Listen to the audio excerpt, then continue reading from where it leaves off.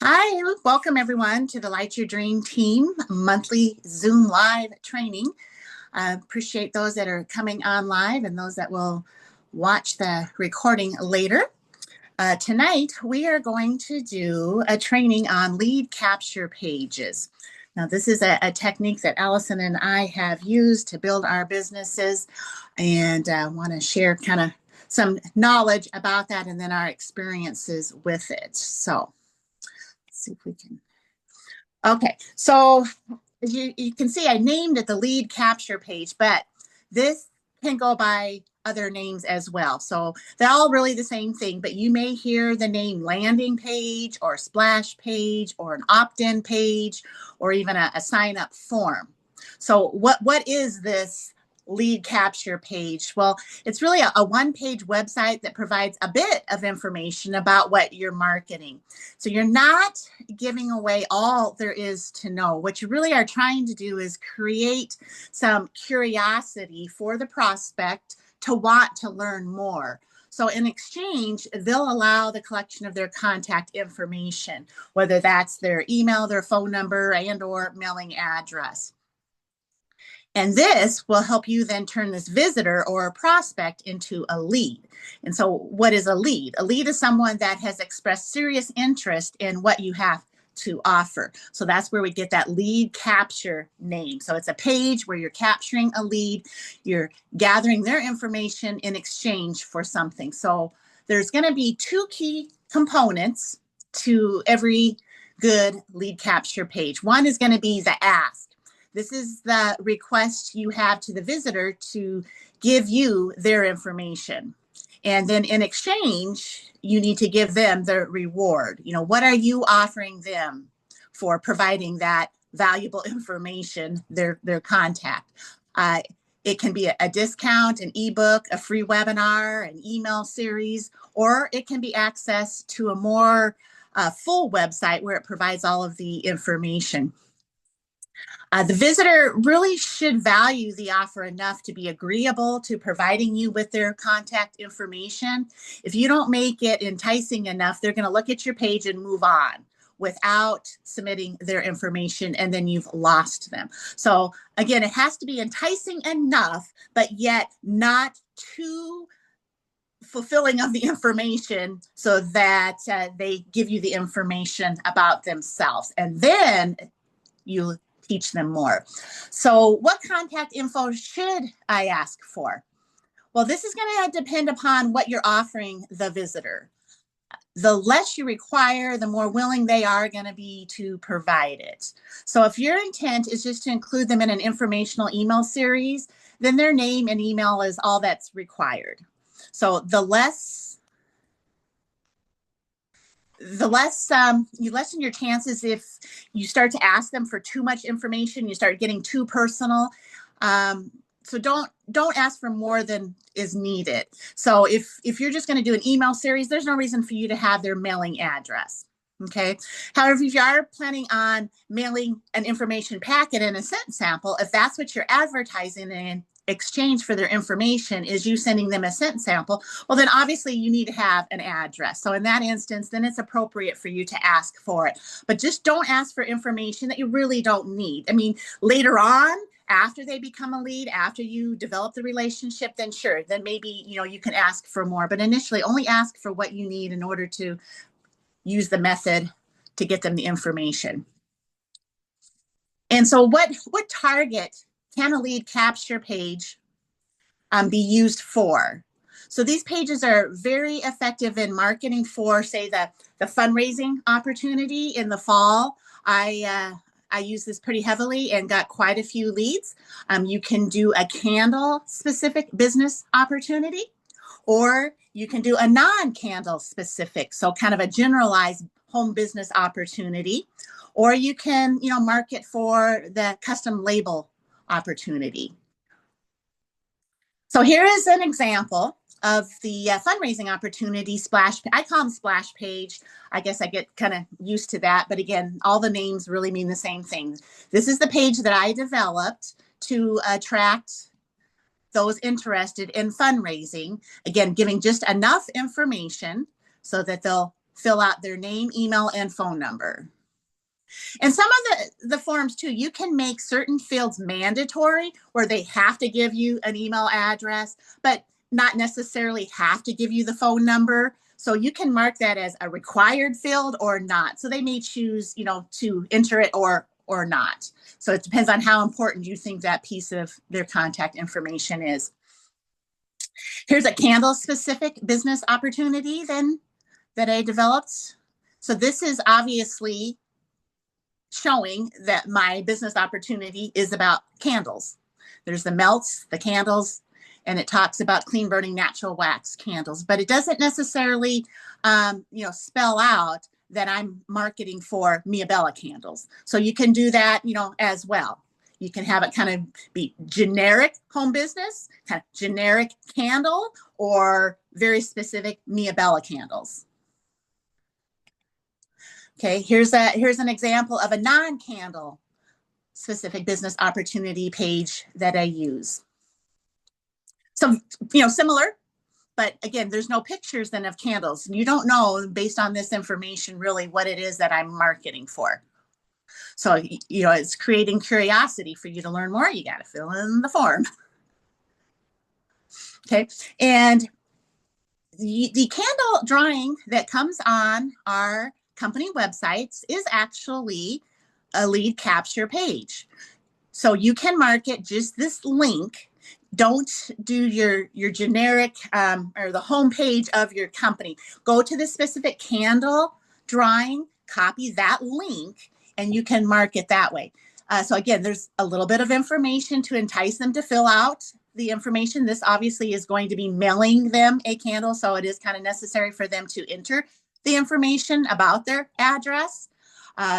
It does give an opportunity then for them to indicate whether they have an interest in, the business, the fundraising, buying products.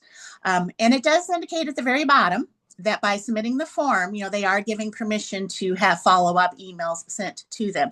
So now this information, you would get an email from Sensations telling you that somebody has filled out your form, and it would list all that information out for you, their name, their address, their email. So that gives you an opportunity to then follow up with them. In this instance, they're not going into a contact management system automatically.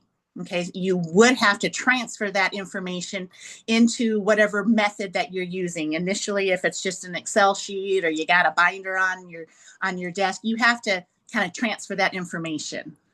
Whereas the previous ones that I showed you are attached to my contact management, and they're going into that system automatically. I'm not having to do any transferring.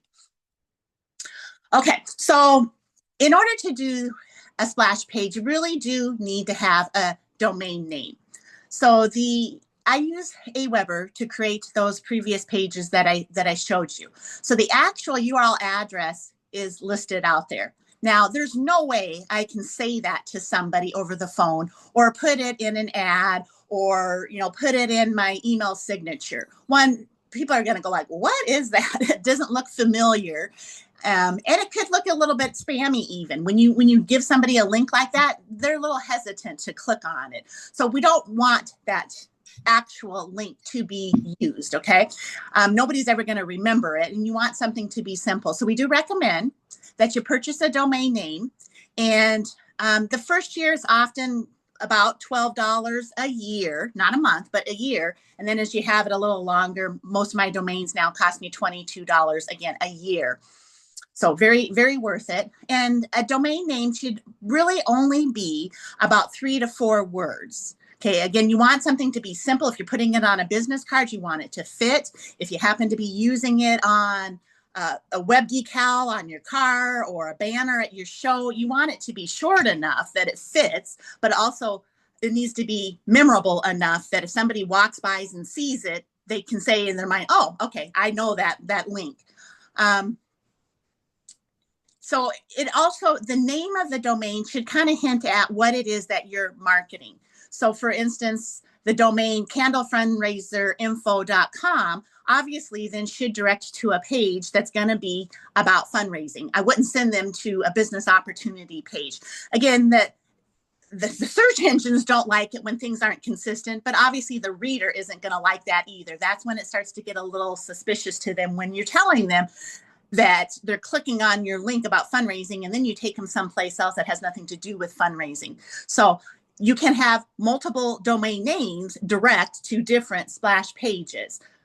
Okay. So what do I do with this link or this domain name that I have that goes to my lead capture page? As I alluded to a little bit, you can put the signature of all of your outgoing emails. You can use it in your social media profiles, use it in social media posts, whether that's your VIP groups on Facebook or using Instagram or whatever else you might be engaging in. You can include this link in a broadcast email from your autoresponder or contact manager system that we'll talk about here in a little bit. And you can also run ads with it.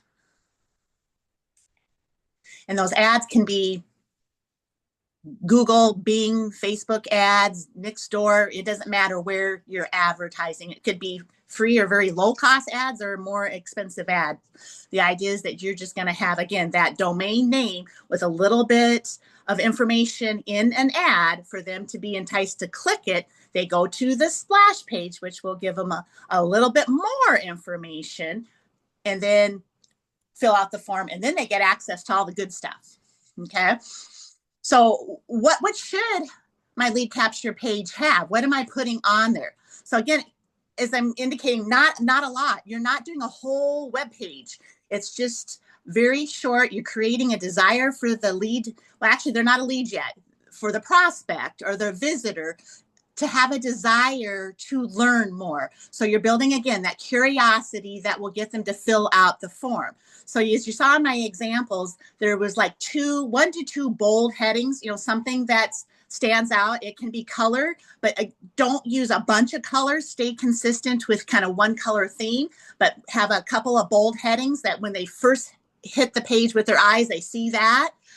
2 to 3 short paragraphs, 1 to 2 pictures. You could even possibly do, one short little video that's, again, very short, 30 seconds, just something to entice them to fill out the form. And you need to have one call to action. Okay, I see a lot of people in marketing, like when the company sends out like announcements of, oh, we've got this new product, this new product, this new product, and they'll put out a post that has it all. And that's overwhelming for your visitor, first of all. And then 2, it kind of limits the lifespan of what you can market. You can do one day 5 different products, or you can take one day 1 product, and then a few days later or the next day take one of the other products and market just that. So in your marketing, you need to be very specific to one call to action. Okay. And what we are trying to do, our call to action for these splash pages, is to get them to fill out the form to request more information from us. Okay. So then what happens to the lead after they fill out my form? You have a choice with where the lead will land once they hit the submit button. You can either use the autoresponder or the contact manager's default simplistic thank you page, or you can customize a thank you page that matches your website. So you can see the example that I put there is that's kind of the branding of my website. And after they fill it out, that's where they'll go, where, again, they're kind of seeing my name, the name of the website, thanking them for the information and indicating that, we'll be in touch. So you can do something like that. Or you can have them land on the actual page that is going to discuss the information that they've asked for and kind of just skip the thank you page. And I did that with my fundraising ad.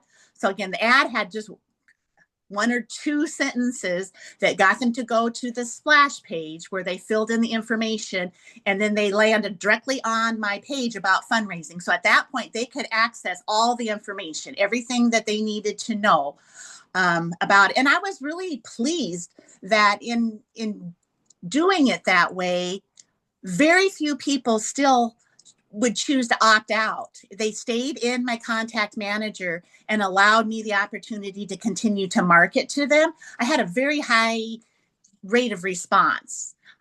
Sometimes it's like after you give them the information, then they can decide. And that's kind of what automation is about, is that you want the system to be sharing the information for the visitor to make a determination.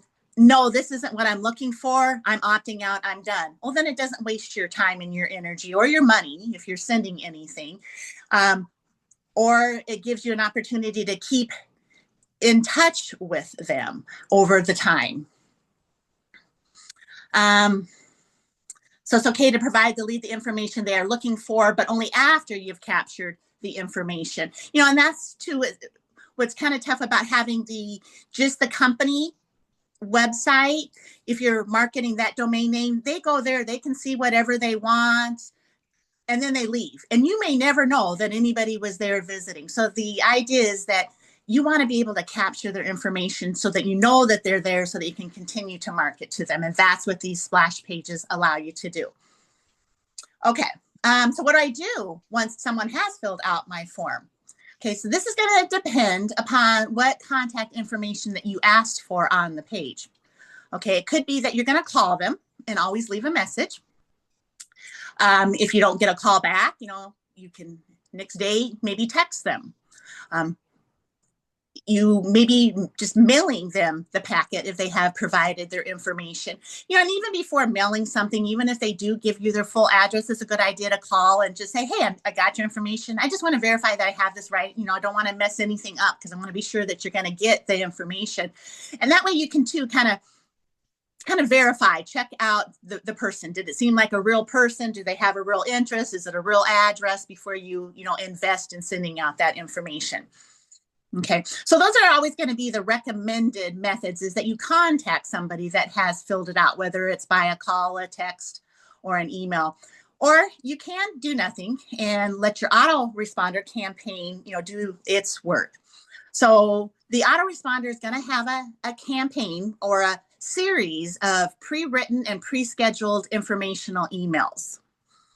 Okay, and this may be just an initial thank you for requesting information, or you can then put them into a continuation of additional email messages. Whenever somebody fills out a form, I want an email to go out to them. Again, it's automatic. They don't have to wait for me to see it later on in the evening and then get back to them. As soon as they fill out the form, they're going to get my thank you page, again, kind of branding me. And then they're also going to get an email that's going to kick out to them. So they now have my contact information and the website that they visited initially, so that they don't forget. Obviously, if somebody clicks on an ad or a website link, they may never be able to find their way back to that page. But that kicking out of that initial email to them provides my information now to them. So like a candle entry, it's pretty much one email. I'm saying, thank you for entering the candle drawing. If you had an interest in fundraising, click here. If you indicated that you had an interest in purchasing product, click here. So I have a link for each of the areas of interest to send them to get more information. But that's about it for a scheduled campaign. They're not going to get another email in a couple days or a week. You can do that with some of the other business campaigns that I have. They get their initial thank you, but then it also sets them up to get continuing emails. So there may be like 10, 13 emails in that series that will go out every couple of days, providing more information about what they asked for, and then kind of redirecting them back to the website. The emails are just kind of quick and simple, but then directing them back into your website to get more information and keep them engaged. Okay. So what kind of system do I need? So you've heard me kind of use the words autoresponder, contact manager, things like that. Nowadays, they call it a CRM, or a customer relations management platform. But basically what it is a contact management, a way to gather and keep the information for your leads. Now, very limited systems will have basically just that capability of kind of holding your leads for you. Okay, the more advanced systems are going to give you an opportunity to email out to these leads, either again in a structured campaign or in a broadcast. And we'll talk about that a little bit later too. But there, I have listed a couple of the possible systems. The starred one, Aweber, that is the one that Allison and I use and have used for years. Now, there are going to be all kinds of different plans with each of these options. Some may provide you with a free version to have one email list with a limited number of contacts in that list. They may allow you to do one capture page. Some of them may or may not give you that ability to schedule those campaign emails over time. So, what you choose, which of those brands, and those are just a couple examples. That's obviously not everything out there nowadays with online marketing being very popular for years now. There's all kinds of companies that are out there. So those are just a couple examples, but you can certainly do a search for any additional ones. But what you pick is going to be dependent upon your budget of time and money and your knowledge of working these kinds of contact management and autoresponder systems. Okay, now Allison and I, we do use a paid version of the top of the line features. It's about $45 a month. But it does offer great flexibility and time-saving automation. And I know that neither of us would be able to do this business without a system like this. One, that we have hundreds of people in our various lists. But with me, working full time, I need automation. I need flexibility. I couldn't do it without a system like this. So that $45 to me a month is extremely worth running my business. Now, the more top of the line systems are going to give you unlimited landing pages. And this is the ability to create and add forms. Some of them will have templates. So nowadays, it's pretty, whether you're doing a full-fledged website, a blog, a splash page like this, there's so much automation of, hey, I like that template. And then it tells you, put in here. And it does it all for you. And then all of a sudden it kicks out this beautiful page. When I started, it was all HTML code. You had to know code in order to develop. Nowadays, it's so much simpler. But the advanced programs are going to give you unlimited landing pages so that you can do, like you saw, I did one for, the business, one for fundraising. So you can do multiple pages. Okay. It also gives us unlimited email lists. Again, I have one for business. I have one for fundraising. I have one for the candle drawing. I have one for my distributors list. I have another list for those that are in the Scent Saver program. So I have the unlimited ability to have a list that's specific to that group of people. It does give us then the ability for those pre-written campaign messages that go out immediately after someone fills out the form and then ongoing for a period of time. It gives us the ability to randomly write one broadcast email message that then is sent to all the leads, either in a very specific list or to all your lists at one time.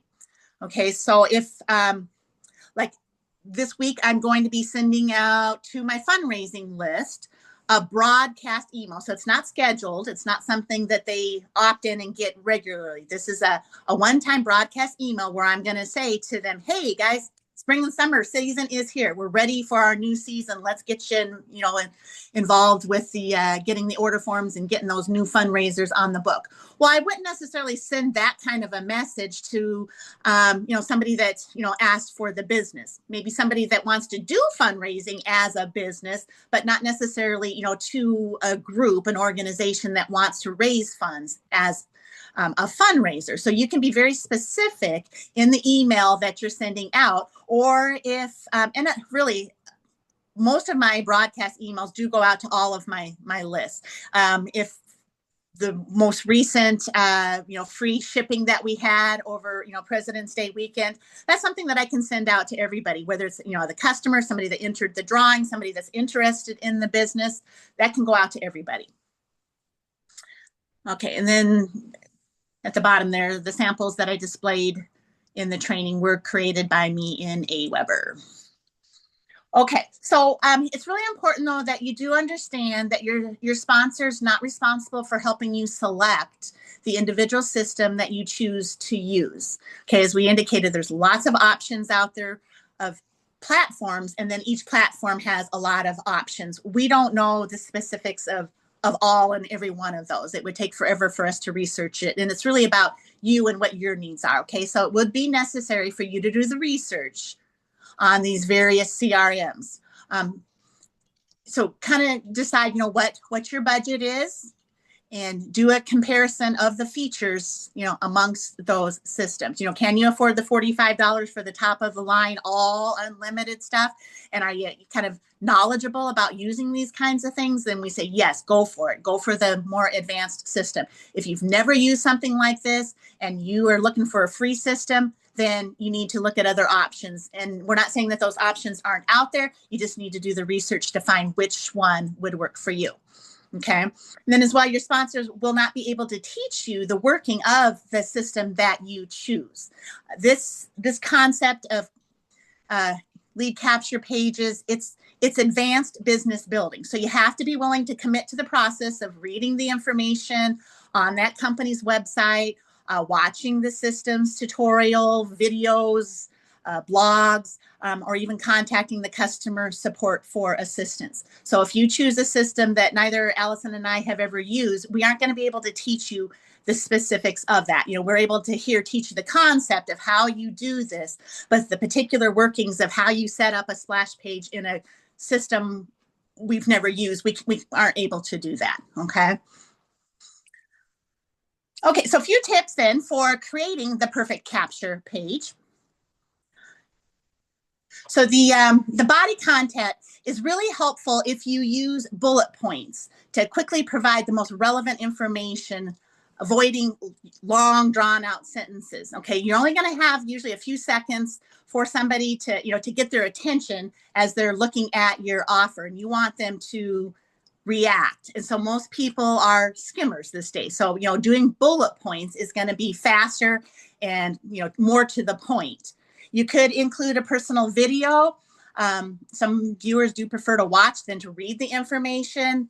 And again, this is just a 30-second to no more than a minute video, just for them to maybe kind of get to know you and just say, hey, I'm going to be sending you the information.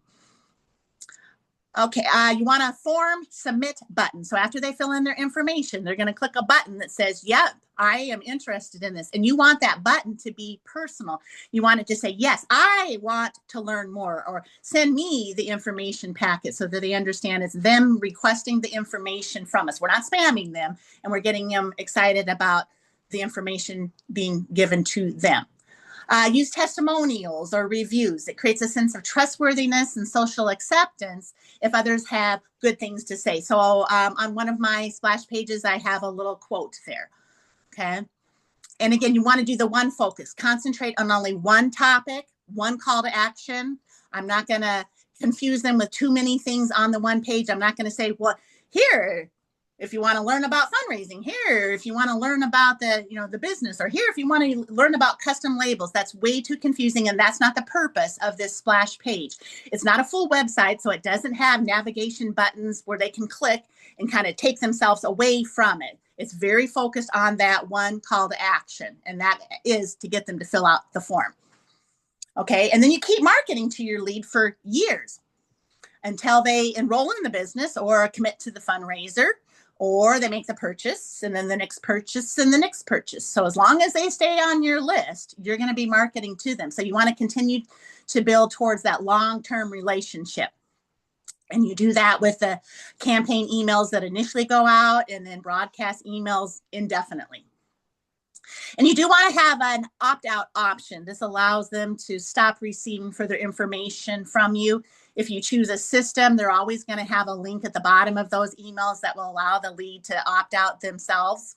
But if you're kind of in the early stages and you're maybe just doing it with your own email, Gmail or Outlook or whatever you use, and you're kind of emailing them individually, then if they reply to you that they no longer are interested or ask you to take them off of your list, you need to honor that.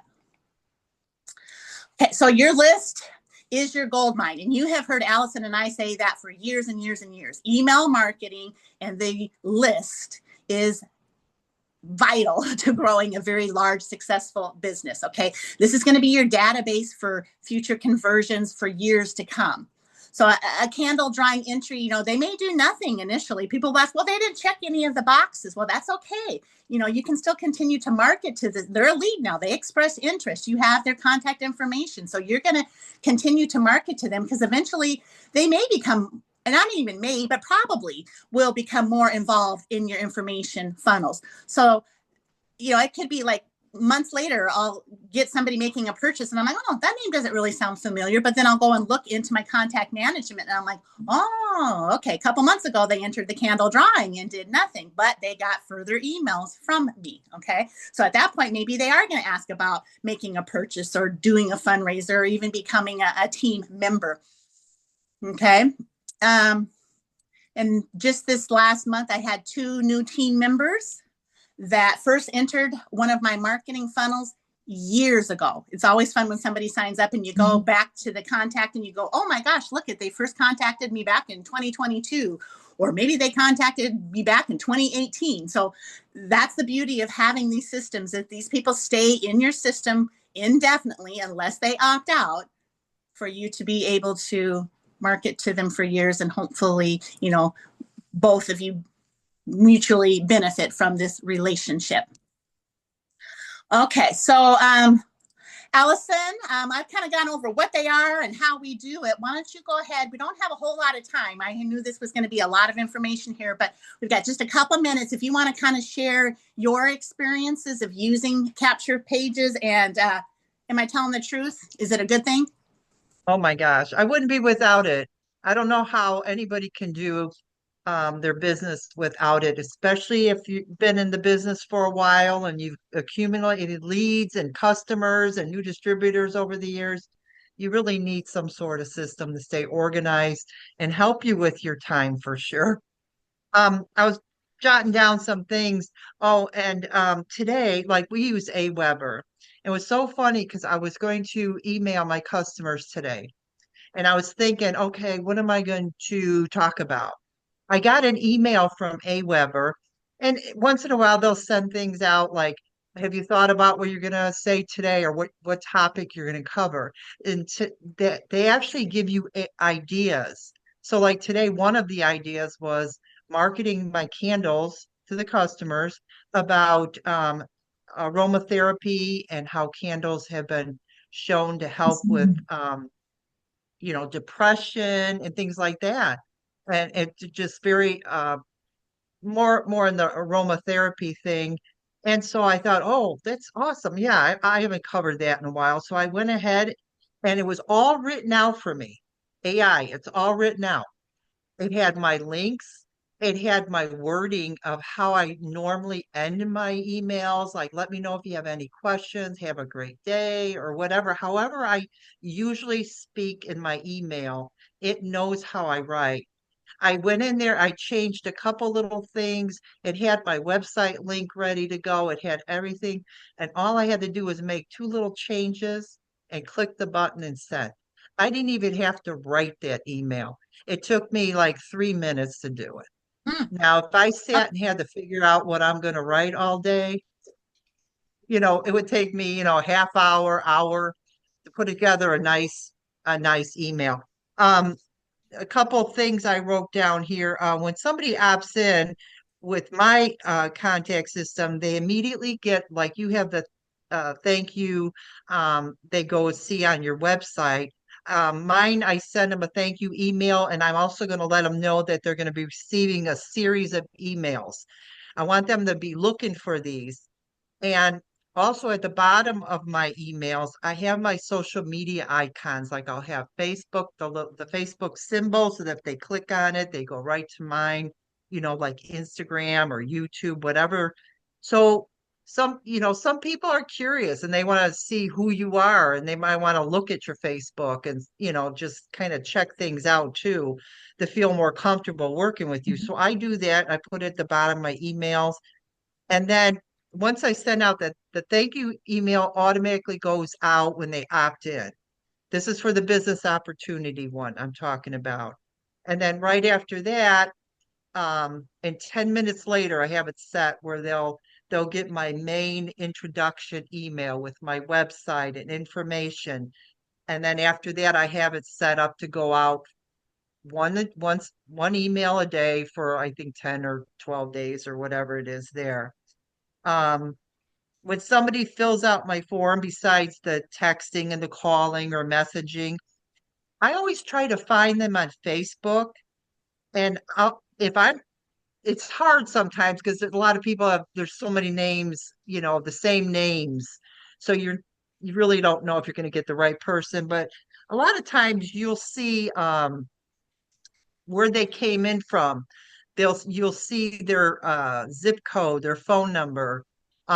You have an idea if they're from, like, say, Pennsylvania, or if they opted in and they put their city, then you could find them more easily on Facebook.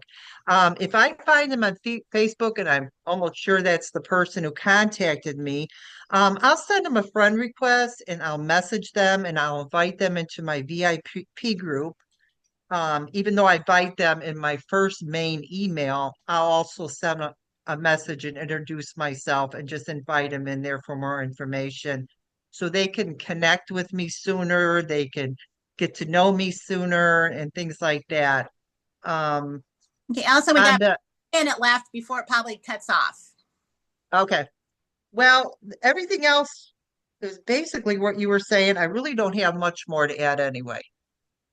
Okay. Well, we both know that this has been vital for our business, and it is, again, advanced. And so a lot of people haven't expressed interest in it, and it could be because you think it's complicated or difficult. It's not once you get into it and you learn it, but it is something that, if you have an interest, we definitely encourage you to do that. You can always build email lists. You go to a show, you take somebody's name, you can build an email list. But these are lead capture pages, which allows you to market online. Okay. So if you have questions, jot it down in the Light Your Dream Facebook group. We'll get those answered for you. And again, we can answer kind of general things, but we won't be able to answer specific things about how a system would work that you might choose. But feel free to jot your questions down in the group and we'll do our best to answer it. But and then share it. Once you start making some pages, share it with us, get some feedback. We're certainly glad to say, hey, maybe we should tweak